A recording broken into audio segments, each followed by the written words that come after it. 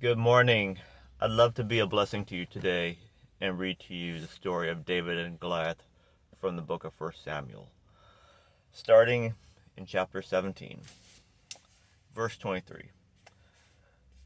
As he was talking with them, behold, the champion, the Philistines from Gath, named Goliath, was coming up from the army of the Philistines. And he spoke these same words, and David heard them.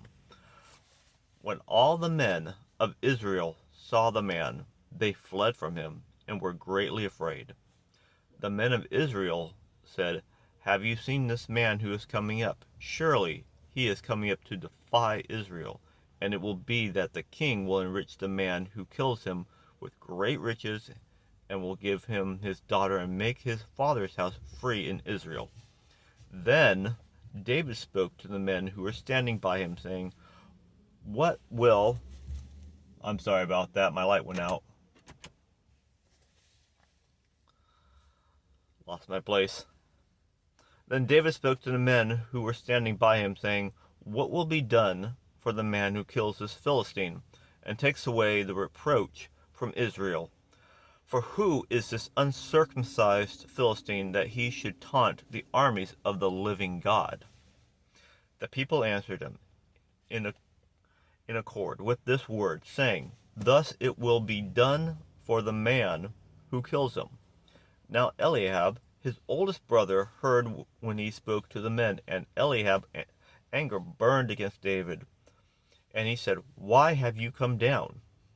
And with whom have you left those few sheep in the wilderness?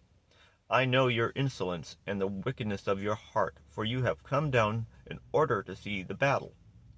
But David said, "What have I done now? Was it not just a question?"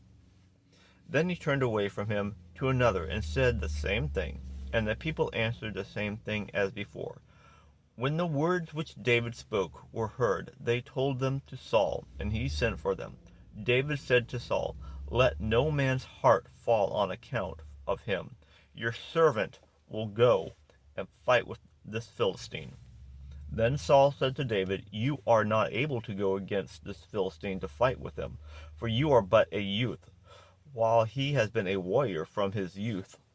But David said to Saul, "Your servant was tending his father's sheep, when a lion or a bear came and took a lamb from the flock. I went out after him and attacked him, and rescued it from his mouth.